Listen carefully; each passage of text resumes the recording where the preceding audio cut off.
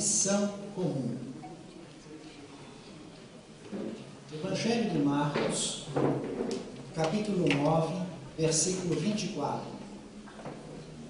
Imediatamente, o pai do menino, clamando com lágrimas, disse: Eu creio, Senhor, ajuda a minha incredulidade.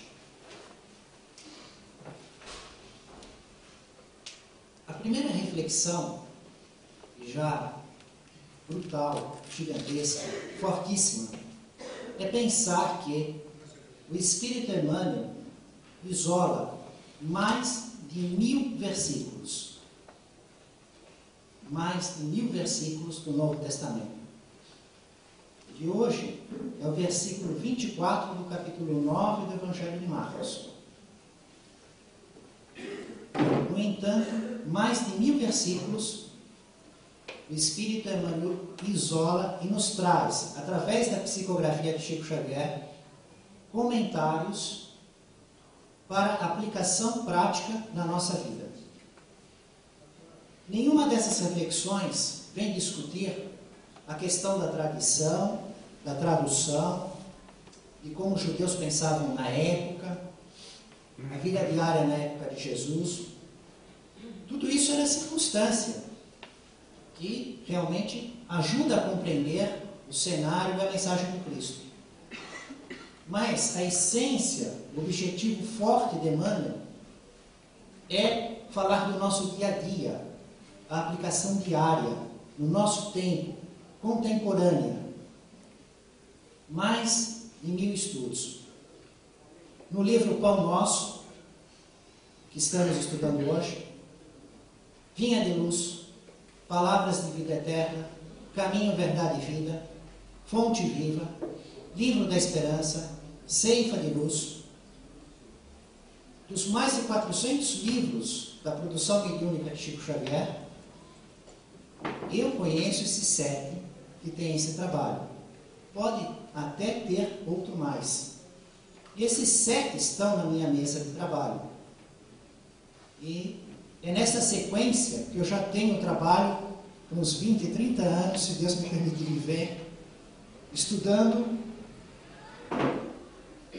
em grupo, como estamos estudando, esse ensino do Espírito Emmanuel. Ora, mais de 1000 estudos a respeito da aplicação do Evangelho nas nossas vidas, cada um com o seu tema. Exatamente este estudo ele diz condição comum. O que tem ele aqui que é mais comum que todos os outros? Por que não é o da página anterior, que chama pecado e pecador? Ou da posterior, não falta? Porque este assunto, entre mais de 1000, que ele diz, é a condição comum. Se dirige a nós. É a nossa condição comum. E o que vamos ver nos comentários de Emmanuel? Aquele homem da multidão, em se aproximando de Jesus como filho enfermo, constitui expressão representativa do espírito comum da humanidade terrestre.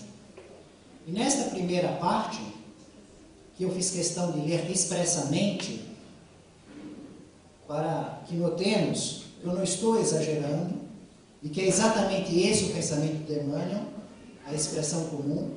Emmanuel vem dizer que representa o espírito comum da humanidade terrestre, no sentido, o espírito como a circunstância do pensamento, do procedimento comum. Esse é um caso que vamos estudar com detalhes nas anotações do Evangelho de Mateus, Marcos e Lucas, a respeito de um pai que tem um filho único, que sofre ataque epilético, que entra em convulsões, ora cai no fogo, ora cai na água, e busca afastar o demônio, o mau espírito que possui o seu filho e provoca este cenário. Um pai em desespero de ver o seu filho único, ainda mais para os judeus da época de Jesus, o filho homem, o filho único, vivendo numa circunstância dessa. E há um trecho em que ele vai dizer assim para Jesus: que ele crê, mas precisa ser ajudado na sua incredulidade. Exatamente o trecho que Emmanuel isola. Imediatamente o pai do menino, clamando com lágrimas, disse: eu creio, Senhor, ajuda a minha incredulidade. Então, ele tem uma fé que não é total, não é 100%. É uma fé parcial. A compreensão, o raciocínio, a fidelidade daquela criatura com Deus não era 100%. Era parcial. Então, por aquela parte, ela crê. Mas e pela parte que ela não crê? Ela precisa ser ajudada na sua incredulidade. O que temos a perguntar para nós? Quanto que é a nossa fé? Quem pode dizer, a minha fé é 100%, Senhor? Logo, todos nós temos um X% e um 100 menos X, que é o Y, que é a nossa incredulidade.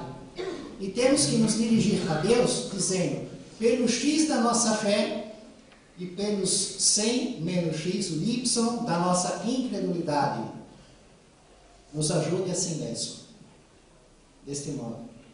Creem e descreem. Creem e descreem, é o que Emmanuel fala. Confiando hoje e desfalecendo amanhã.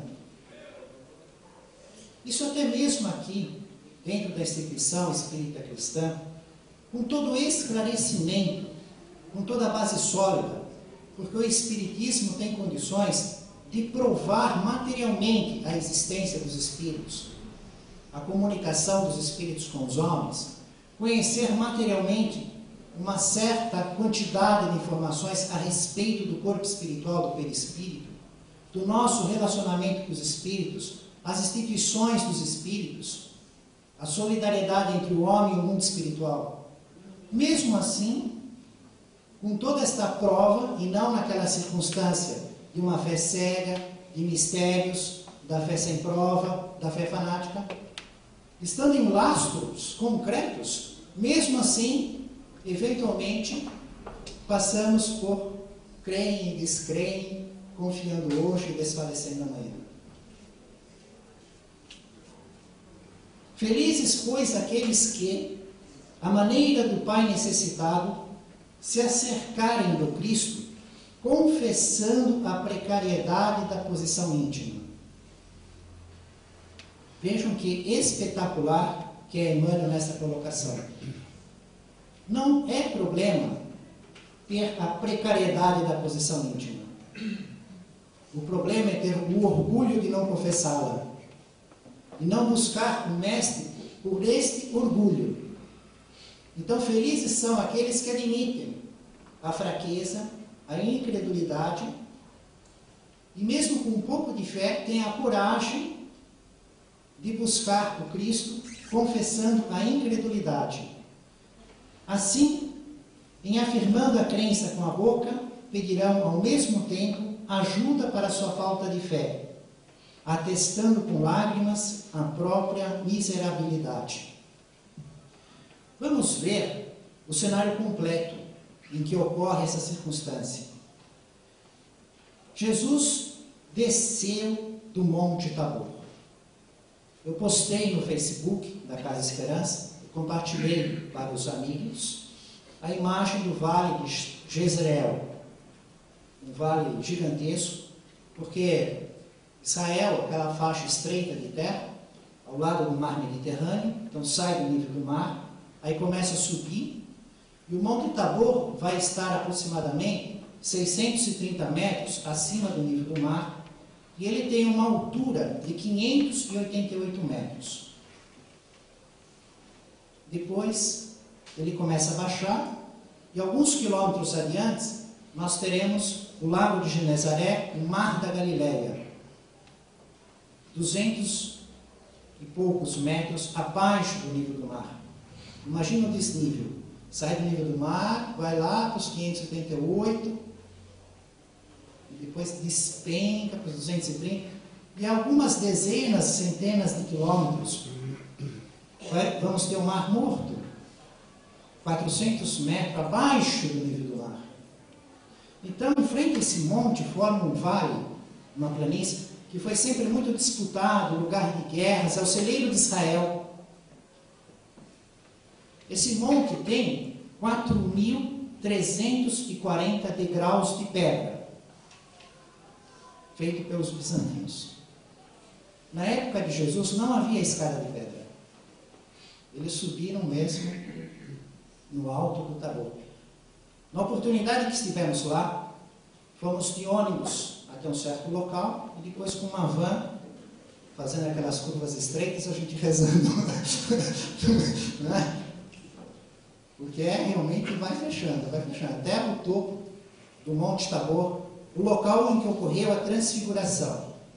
Jesus estava lá com Pedro, Tiago o maior e João, 2 irmãos, Tiago o maior e João, e com Pedro, os 3 médiuns ostensivos, para que se produzisse o fenômeno da transfiguração do Cristo e a comunicação com os espíritos de Moisés e Elias. Moisés morto há mais de 1000 anos, Elias há vários séculos, se materializaram.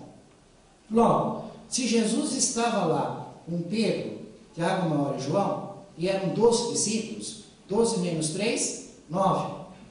E quais 9? Judas Iscariotes, Tomé, Simão, Bartolomeu ou Natanael, que era o mesmo, o Judas Tadeu, Tiago menor, Levi e Felipe, que eram os irmãos, Mateus, Felipe e André. Esses 9 estavam em algum lugar próximo ao Monte Tabor, na planície do Vale de Jezreel. E o que estava acontecendo?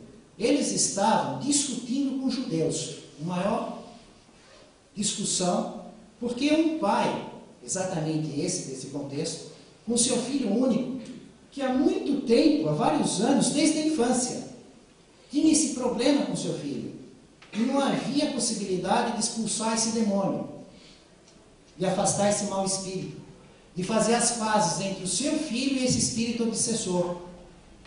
Ele já havia tentado de tudo. E os judeus não conseguiam fazer esse exorcismo. E os discípulos de Jesus, estes 9, não conseguiam fazer esse exorcismo. E aí aparece algo que entra nessa conversa que é meio estranho, né? Os judeus faziam exorcismo? Então vamos deixar essa parte para continuar daqui a pouco e vamos pensar isso. Na própria Bíblia, no Novo Testamento, nós vamos ter em Atos dos Apóstolos, no capítulo 19, versículos de 13 a 20, a anotação do evangelista falando dos exorcismos dos judeus, que é um caso tão interessante, porque passou a crucificação de Jesus, Paulo viu Jesus no caminho de Damasco, naquela época, oportunidade, Saulo de Tarso, ficou cego, recuperou a visão, recebeu instruções de Jesus, ficou 3 anos estudando no deserto, continuou seus estudos e sua pregação a respeito do Evangelho de Jesus. Lhe foi dado um guia mediúnico, um espírito mentor, Estevão, que foi o próprio, a vítima dele, ele mesmo foi o responsável por matar esse homem pedrada, passou a ser o guia mediúnico dele, e recebeu a exortação de Jesus para curar os enfermos, expulsar os demônios, pregar o Evangelho, que é a mesma para nós, guardadas as proporções. É a mesma para todos que o seguem. Então Paulo fazia isso. Paulo chegava nas condições adequadas, quando acontecia de ter alguém possuído, ele, em nome do Cristo, afastava o demônio. Na verdade, é uma separação de corpos. Imagina 2 pessoas se engalfinhando. Mas o que está acontecendo? Um espírito encarnado e um espírito desencarnado. É uma luta dos corpos espirituais. Então, quem está olhando só vê o corpo do vivo, não vê o espírito, o corpo espiritual do vivo, e nem vê o corpo espiritual do espírito. Existe uma luta que está ocorrendo entre 2 corpos invisíveis. Aí o que você não vê está acontecendo? O espírito pode ser muito mais forte do que o que está vivo. E está dando, a pessoa perde o controle, range, espuma, faz gestos, vira, os olhos caem, entra num sono magnético. Ataque epilético, convulsão. O que se vê, a pessoa toda destrambelhada e caindo no chão. Na verdade, está havendo uma luta. Então, esse expulsar os demônios, a desobsessão, de acordo com a condição de quem está realizando, é separação de corpos. Só isso. Separação de corpos. Jesus, na sua autoridade, bastava mandar: eu ordeno que se afaste. Não tinha como resistir. Nós, na nossa comissão, conversamos com o agressor, porque nós apanhamos dele também. Se a gente falar, obedece, ele vai lá. Nós conversamos, mostramos para ele que ele não precisa se preocupar com justiça, que ele pode ter o motivo dele, que isso só vai piorar a circunstância dele. Procuramos fraternalmente oferecer outras circunstâncias, um favor talvez no mundo espiritual, alguma caridade para alguém que lhe tenha um certo interesse. Mas Paulo fazia isso, tinha o poder concedido por Jesus. E Seva era um sacerdote judeu, que está escrito lá no Novo Testamento, um sacerdote judeu, Seva, e ele tinha 7 filhos. E esses filhos viram Paulo fazer isso e falaram: nossa, esse é o mapa da mina. Que coisa maravilhosa. Eu vi Paulo, olha, Paulo de Tarso, ele chegou lá, tinha um demônio, ele foi lá, expulsou o demônio em nome de Jesus. Isso é uma maravilha. Então o que ele fez? Ele pensou: eu vou fazer igual. Eu vou usar a mesma fórmula. Eu vou lá e vou expulsar demônio em nome de Jesus, para quem Paulo prega. A fórmula eu vou usar a mesma. Vai tranquilo, eu vou fazer o maior sucesso. Aí um dia apareceu uma pessoa, um homem que estava completamente dominado, os 7 filhos em redor desse homem dominado, e eles fizeram isso. Pegaram e falaram assim: esconjuro-vos por Jesus a quem Paulo prega, saia. Sabe o que aconteceu?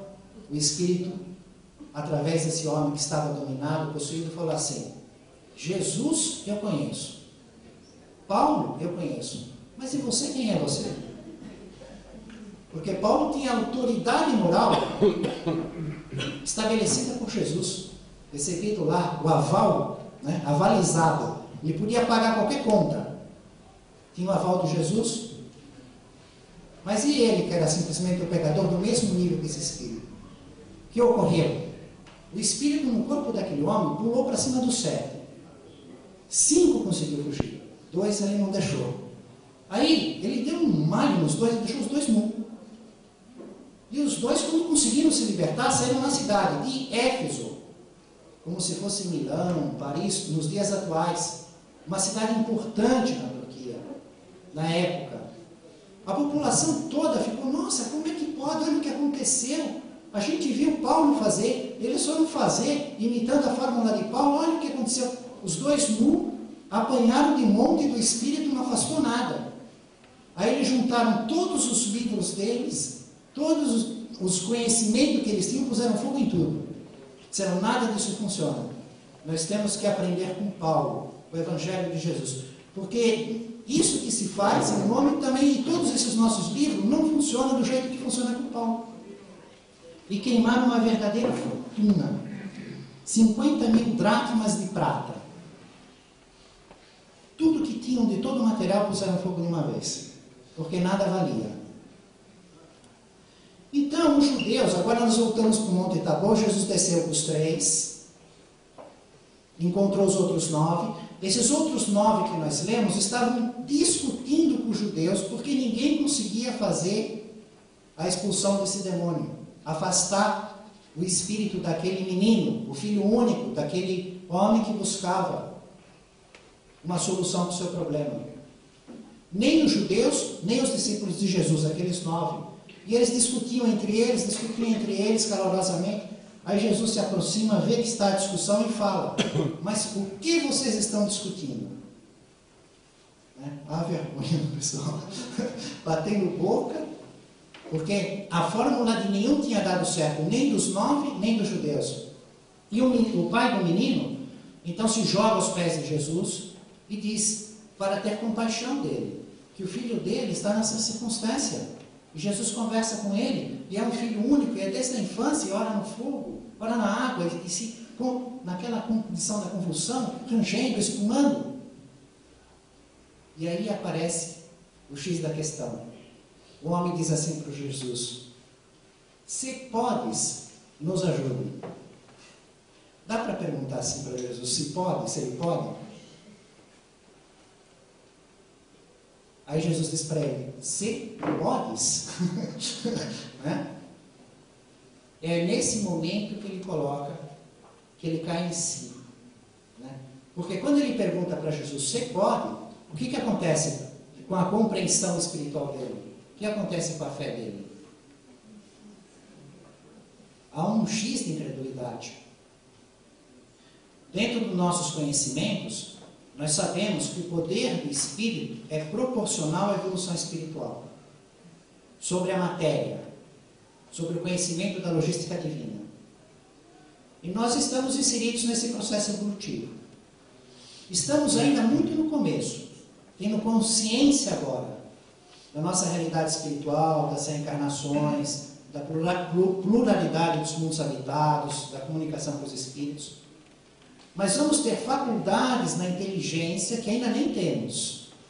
E são essas faculdades, esse sentido na nossa compreensão, que vai nos permitir entrar em questões como Deus, o Criador incriado, o tempo eterno, o espaço infinito, que a nossa inteligência nem pode afrontar essa questão.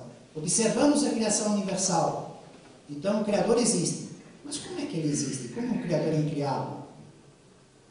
Nossa inteligência não aborda um ponto desse, tempo eterno, espaço infinito. O Espírito chega à perfeição relativa da criatura. E Jesus chegou nesta condição. É o que informa os espíritos que estão mais adiantados do que o espírito Emmanuel. Ele aprende isso com os superiores. Não é ele que vê, não. Ele também não tem condição de ver por ele. Ele também não é íntimo de Jesus, chegar lá, bater na porta, entra. Ele não está nessa família única. Ele está fazendo a evolução, mais adiantado do que nós, mas muito longe da perfeição.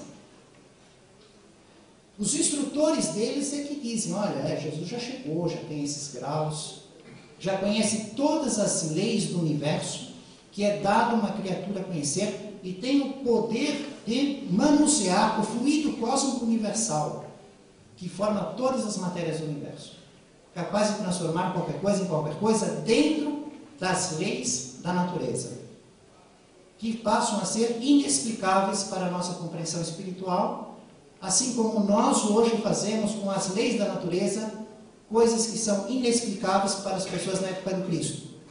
Pois andamos de avião, usamos celular, usamos exames que informam como está o nosso corpo por dentro, usamos a química, automóveis, e tudo isso é dentro da lei da natureza, totalmente impossível para as pessoas na época do Cristo, até mesmo para alguns séculos atrás. Então, o contexto da incredulidade foi exatamente neste momento que o homem diz para Jesus, questiona o poder dele, sem reconhecer todas aquelas curas, todo aquele poder sobre a natureza que ele já tinha mostrado, como transformando a água em vinho nas bodas de Canaã, multiplicando pães e peixes, comandando fenômenos da natureza, acalmando a tempestade, andando sobre a água, curando o cego de nascença, fazendo paralíticos andar, outros casos de expulsões de demônios. Apesar de toda a prova material que Jesus realizava, este homem ainda chegou a duvidar da possibilidade do Cristo. Então essa condição comum vem para nós, porque nós também estamos diante das provas, através da produção mediúnica de Chico Xavier, da psicografia em braille, da escrita invertida, que só é possível ver pelo espelho, das milhares de comunicações dos entes queridos, das pessoas que foram buscar um consolo em Pedro Leopoldo de Uberaba e receber informações dos espíritos, com detalhes, com minúcias, conferíveis e corretas.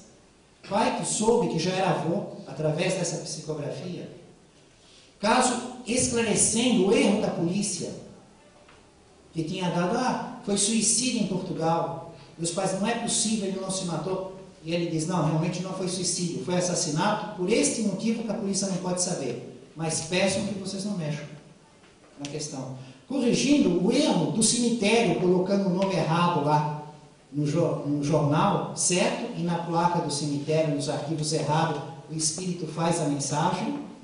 Aí quando vão na cidade de Campinas, vão verificar, não, essa pessoa não morreu. Aí foram ver que o cemitério que tinha errado, mudado uma letra do nome. São todos casos que eu já trouxe em estudos em detalhes. Estou lembrando assim, em passando. O livro Missionários da Luz, revelação científica, informando como funciona a glândula pineal. São milhares e milhares de dados, de fatos, na produção mediúnica do Chico Xavier.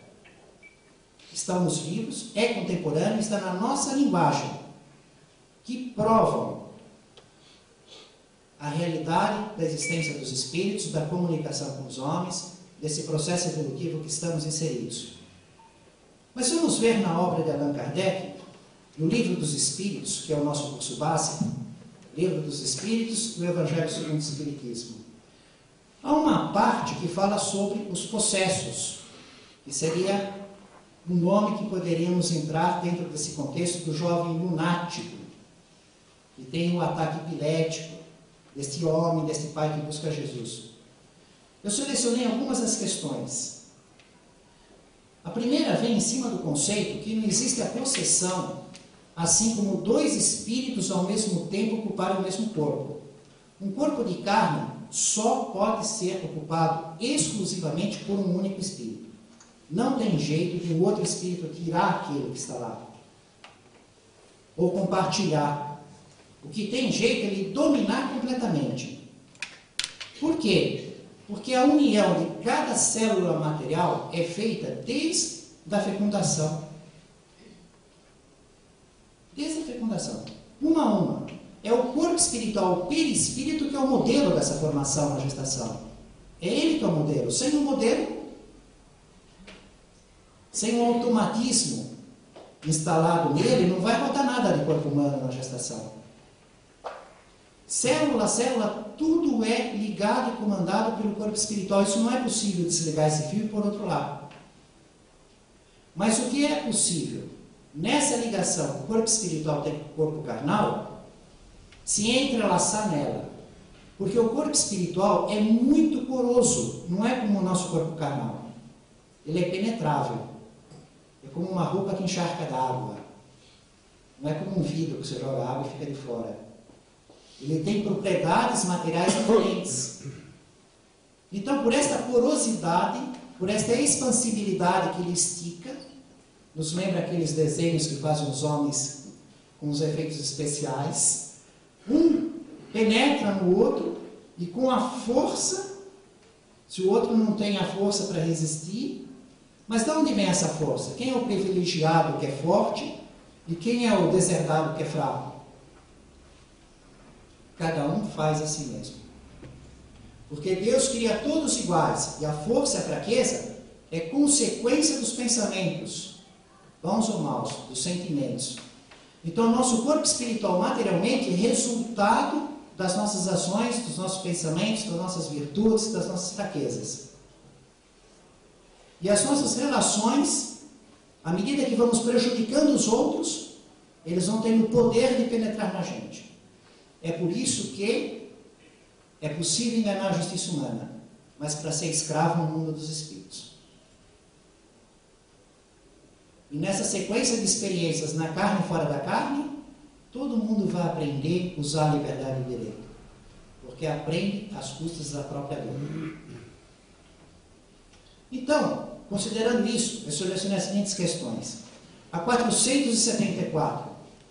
Se não há possessão propriamente dita, isto é, a coabitação de dois espíritos no mesmo corpo, a alma pode ficar na dependência de um outro espírito, de forma que ela se sinta subjugada ou obsidiada, a ponto de sua vontade ser de alguma forma paralisada. E é isso que há. Sim, e são esses os verdadeiros possessos. Então a pessoa possuída, ou no ataque epilético, na realidade não é a coabitação de dois espíritos no mesmo corpo. É uma subjugação. É uma força, uma vontade maior que domina a outra. Mas, note bem, essa dominação nunca se dá sem a participação de quem a sofre, seja por sua fraqueza ou seja por seu desejo. Às vezes é fraqueza em virtude dos erros cometidos, dos assassinatos, dos homicídios, das barbaridades. E às vezes é desejo. Os vícios, a droga, o fumo, o sexo. Os vícios, ele ainda gosta do desejo. E os espíritos que estão na mesma faixa podem então dominar para compartilhar o vício. E depois, quando a criatura não quer mais o vício? Ela tem que começar a lutar com o outro, ela tem que convencer o outro. Porque ele ganhou o poder de penetração. E aí ocorre uma luta gigantesca. Porque além de lutar consigo mesmo, para mudar agora, vencer o longo passado que aprendeu a gostar do erro, tem que lutar com os parceiros do passado que não querem mudar de gosto agora, querem continuar naquilo. A questão 476. Não pode acontecer que a fascinação exercida pelo mau espírito seja tal que a pessoa subjugada não perceba isso? Então, uma terceira pessoa pode frear a sujeição, e nesse caso, que condição ela deve preencher? A fascinação, que é um termo que ele usa dentro desse contexto da dominação, ela é muito mais perigosa do que a possessão, do modo vulgar que usamos a palavra. Porque na possessão, a pessoa fica destrambelhada, ela tem um ataque epilético, ela apaga, ela espuma, ela quebra, chama a atenção de todo mundo e se toma providência. Se leva no hospital, se vai no psicólogo, se vai no centro espírita, vai numa igreja, faz uma promessa, se toma providência. Na fascinação, não. A pessoa fica normal na vida social, como ela se fosse uma pessoa de bem, com todos os seus direitos de cidadão, tudo igual, tudo normal, se relacionando em casa, no trabalho, só que na realidade ela está completamente dominada pelos maus espíritos e não percebe. E não tem como explicar para ela que ela está fascinada. Ela está fascinada, mas não tem os aspectos exteriores. Essa é muito mais complicada, porque ninguém pode pôr a pessoa no psicólogo, trazer no centro espírita. A pessoa diz que ela está bem, não está louca, faz o que quer, é o jeito dela, tá? Só que ela está infernizando os outros. Está sendo comandada, iludida pelos espíritos que estão levando ela para a ruína, para a desgraça da vida, com a aparência da normalidade. É aquela espécie de crime assim que ele olha todos os detalhes e escapa de tudo. Ele não deixa as pegadas, não deixa impressão, né? Ele dá um jeito de consertar a fonte da origem do dinheiro, ele faz todo um jeitinho lá, tem toda a aparência sutil. O outro não, o outro é destrambelhado. Então a fascinação é muito mais perigosa, porque trabalha e não chama atenção. E a pessoa pensa que está tudo normal com ela. E os que o cercam não pode falar nada. E ela é completamente escrava da vontade dos espíritos. Ele diz que pode, só que, no entanto, essa terceira pessoa seria impotente se aquele que está subjugado não quer isso. Pois há quem se deleite com uma situação de dependência que satisfaz seus gostos e desejos. Então a pessoa está fascinada, está com o problema do domínio. E aí uma terceira pessoa percebe. Se ela não conseguir convencer a pessoa que está fascinada a mudar o desejo, o gosto, desejar sair desse controle, ela não consegue fazer nada. Ela depende que a pessoa queira. As fórmulas de exorcismo têm alguma eficácia sobre os maus espíritos?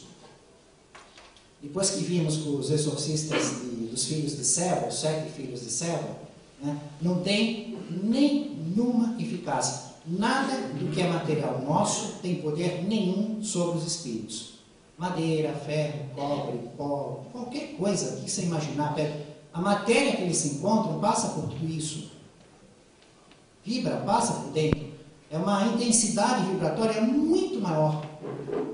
Não tem como constrangê-los, separá-los, prendê-los, mudá-los com as matérias que nós usamos, manuseamos aqui, que aparecem os nossos olhos, os nossos instrumentos. Está numa faixa de vibração diferente. A intensidade vibratória do que nos parece sólido é muito baixa, embora está vibrando também, em relação ao corpo espiritual dos espíritos. A matéria do corpo espiritual dos espíritos vibra muito mais alto do que essas ondas de rádio celular, e senão estariam aparecendo aí nesse sistema de captação de ondas que nós temos. Estariam sendo vistos, né, dentro desse contexto. Como é que eles se tornam visíveis? Eles têm que diminuir a intensidade vibratória para vir num acesso à nossa faixa. Estamos sempre trabalhando numa realidade material, de uma infinidade de intensidade vibratória diferente. Essa é a nossa realidade. Então essas fórmulas, jogando água, pode ser bentomagnetizada, né, usando crucifixo, com qualquer tipo de objeto, o objeto materialmente em si não tem problema nenhum. A única coisa que pode alterar a coisa é o pensamento. O pensamento tem poder, porque o pensamento tem consequência material, ele forma a matéria, e essa matéria que atinge ele. Como a planta tem um perfume, tem um bom cheiro, outras coisas têm um mau odor, são coisas materiais. O pensamento, sim, conforme a qualidade, o sentimento do pensamento, ele tem uma intensidade vibratória. E aí é que ele entra na condição de atuar materialmente no espírito. É dentro desse contexto. A prece é um meio de curar a obsessão? Falar com Deus, em nome de Jesus. Agora, esperando receber o auxílio dos bons espíritos. Diz que é um poderoso socorro para tudo, mas sozinha também ela não resolve.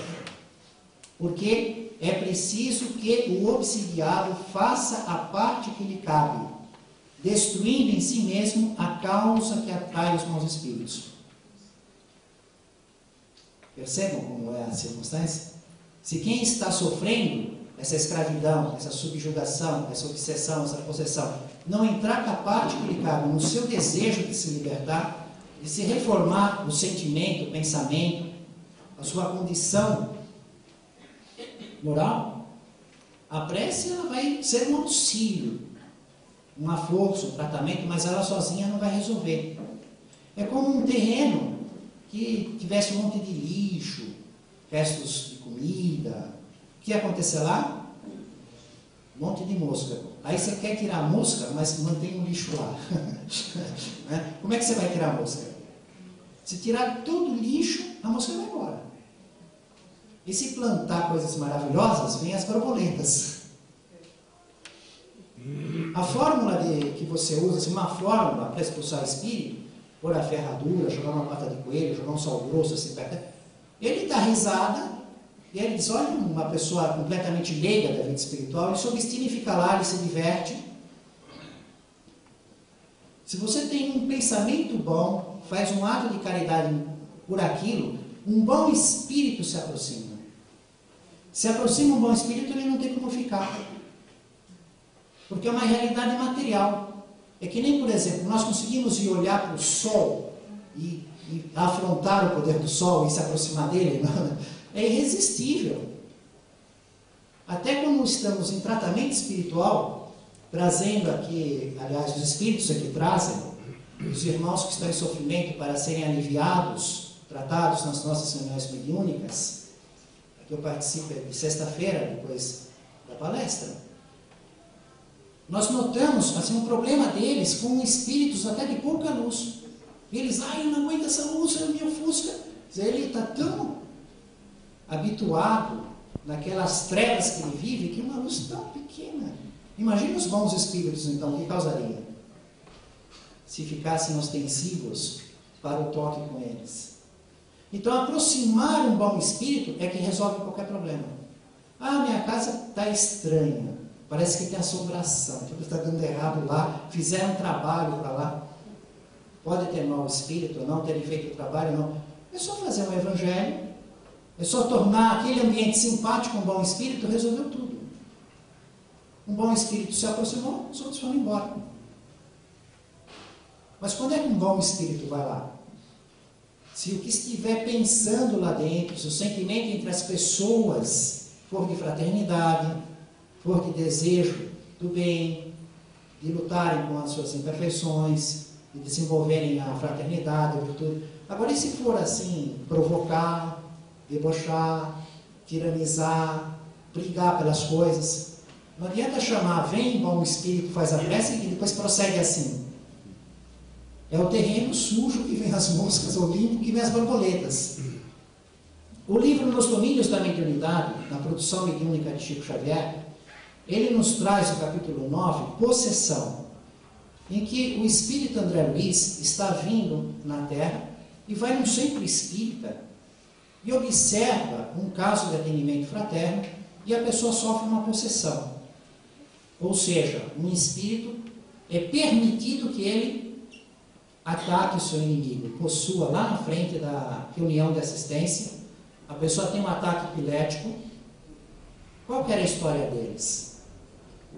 Vida passada, né? Aquela pessoa que está sendo vítima, que está recebendo agressão, aquele homem, ele está com a mãe dele, velhinha, lá no centro espírita. Vai a mãe, velhinha e ele. E ele recebe um ataque desse dos espíritos, vida passada. Essa pessoa que recebe esse ataque, esse homem, ele tinha sido um médico muito influente, muito bom. E ele tinha um irmão. E esse irmão tinha uma mulher. E aí o que ele faz? Ele começa a influir na mulher do irmão, tentando seduzi-la.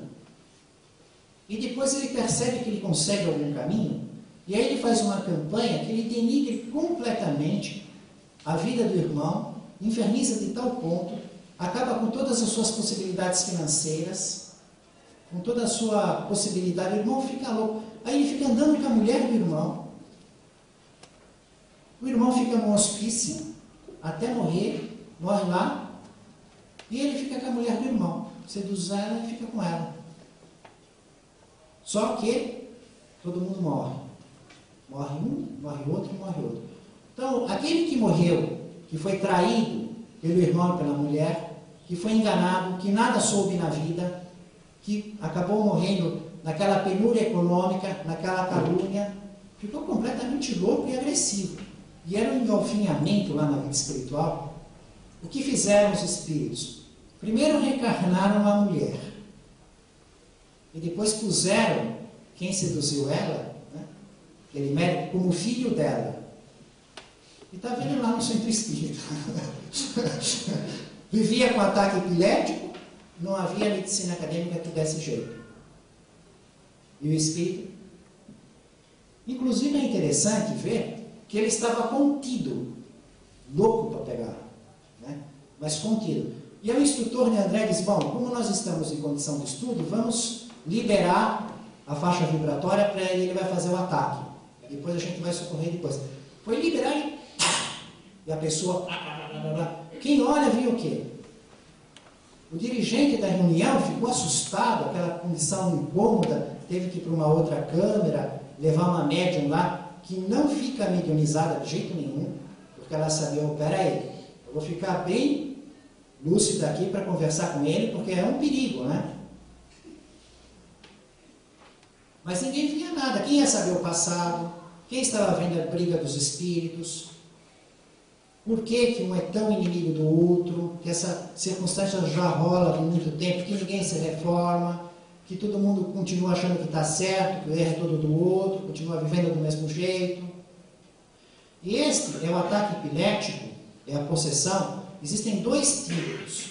Este é o clássico, é o primeiro. Tem um outro tipo. Porque depois que esses seres se reformaram, né, que aquele espírito que era agressivo, vamos dizer que começassem a conversar com ele acabasse chegando até em dúvida de que talvez ele não precisasse fazer nada, que ele tenha que perdoar o irmão dele, que aquilo que ele sofreu aquela miséria, que ele ficou como louco, que ele foi traído pela mulher, que podia deixar na justiça de Deus, que ele moderasse sobre isso, depois oferecessem para ele, olha, você vai viver com a sua mãe lá naquele lugar, você vai... então pela minha mãe ele até largasse, abandonasse completamente a circunstância do irmão que tinha feito aquilo com ele. Aí o que ia acontecer com o irmão? Ia acabar o ataque epilético? Porque o ataque epilético também é consequência da deformidade do corpo espiritual, mesmo sem tal o espírito agressor fazendo ataque. Quando ele começou a fazer a sedução, quando ele começou a fazer a traição, a calúnia, ele fez uma doença no corpo espiritual dele, no perispírito. E só quando ele consertar tudo, é que ele não vai mais ter ataque. Então existem dois tipos de ataque. Um, com a presença do espírito. Então tem o corpo espiritual doente e a presença do espírito agressor. E há o ataque, há a possessão. E um segundo, sem a presença do espírito. Pela simples lembrança.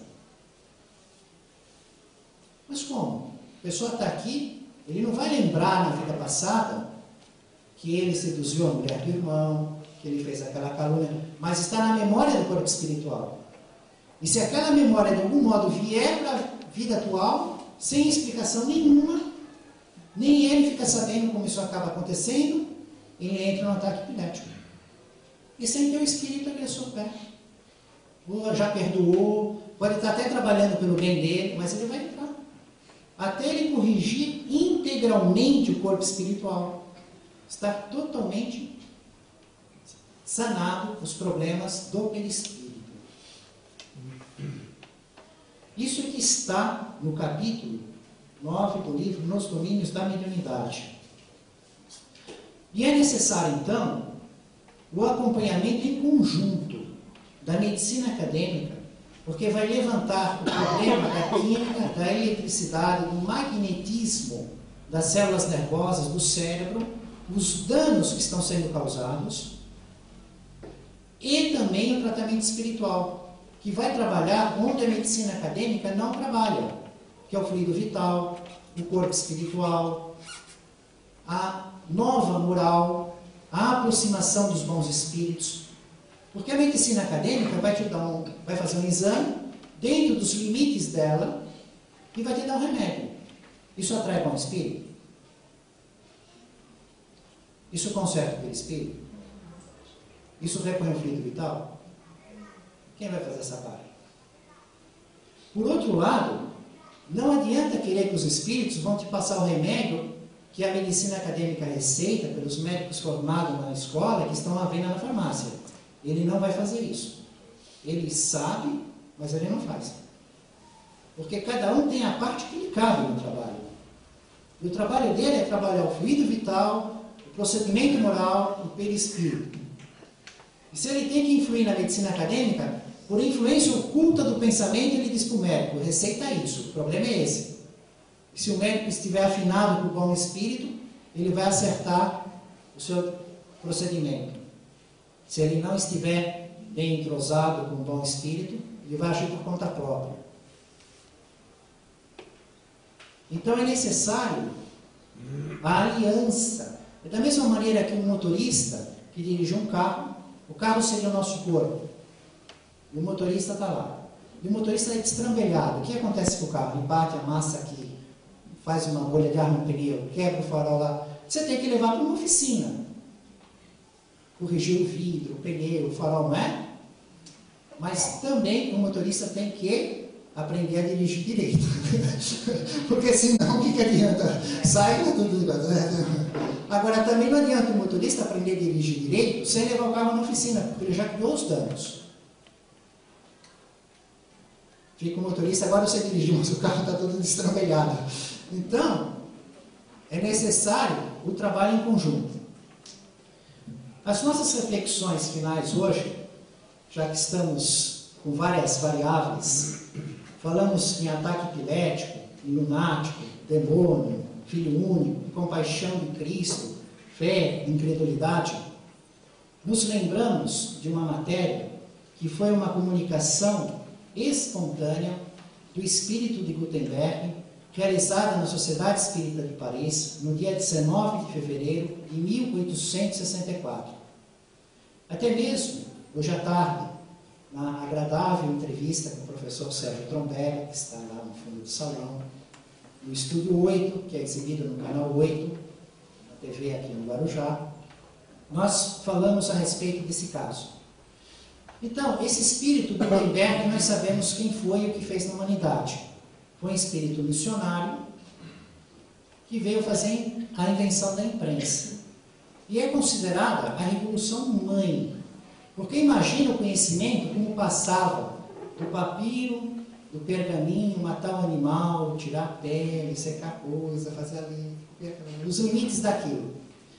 Até vir o papel e a tinta, mas fazer cópia. Os copistas, os escribas, vai ficar lá. Né? Então o que acontecia com o conhecimento? Ele ficava restrito. Ele ficava cercado, poucas pessoas, ele não viajava, não penetrava, ele era controlável. Mas a partir que veio a imprensa, e vocês vejam o espírito missionário que veio naquela condição de fazer a invenção, convidado pelos grandes espíritos do planeta, que estão conduzindo a nossa evolução no saber e na moral, vai ver a vida que ele teve. As dificuldades, ó. Agora pensamos nós que estamos longe de ser missionário como aqueles e reclamamos da vida que levamos. E estamos longe de ser aquele missionário. Mas ele veio e ele faz essa comunicação espontânea, falando a respeito do trabalho da informação nas catedrais, nas pedras. Moisés recebe os 10 mandamentos na pedra. Eles tinham aquela circunstância da pedra não cortada, jamais tocada. E aquilo demorava séculos, precisava de um monte de gente para fazer as catedrais, para falar um pouquinho da vida de Jesus. E ele fala da revolução do conhecimento que ia se espalhar, se espalhar, se espalhar, se espalhar. Inclusive, depois ele faz um comentário dizendo que se era um extraordinário para as pessoas daquela época o que estava fazendo a imprensa, que eles aguardassem, porque eles iriam ver no futuro o que ia fazer a eletricidade. Caiu a ficha? Nós estamos no dia 19 de fevereiro de 1864. 150 anos atrás. Um espírito diz que é Gutenberg e fala que a eletricidade vai fazer muito mais do que fez a imprensa. Só que naquela época a eletricidade pouco e nada conhecida.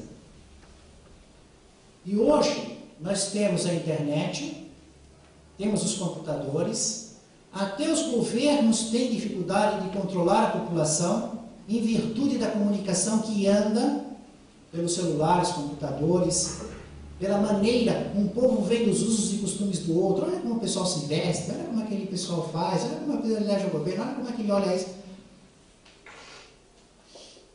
E ainda está só no começo. E é uma coisa que é conferível, porque se passaram 150 anos. O livro saiu há 150 anos atrás. Se confere, está correto. E falavam que era do demônio. E toda invenção, toda coisa nova, a teocracia, o feudalismo, os inimigos do progresso diziam, é o demônio. Inclusive por Jesus. Ele operava as curas, se as curas eram de sábado, foi o demônio que curou. Porque os judeus não permitiam cura de sábado. E Allan Kardec até faz uma observação, dizendo assim, que o demônio, ele deve ter muito orgulho, porque ele é o autor de todas as grandes invenções da Terra. Deus não conseguiu fazer nenhuma. Nenhum anjo conseguiu fazer, Deus não conseguiu, ele é o grande autor das invenções. E ao mesmo tempo ele é um grande incompetente. Porque cada grande invenção que ele faz, ele esclarece a humanidade, e a humanidade se aproxima de Deus, e ele acaba com o reino dele. Então ele faz a invenção, porque só ele tem a capacidade, elas são atribuídas à sua autoria, à sua inteligência, só que as suas invenções fazem a humanidade progredir.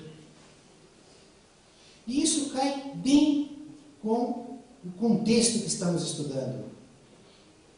Creio em ti. Ajuda a minha incredulidade.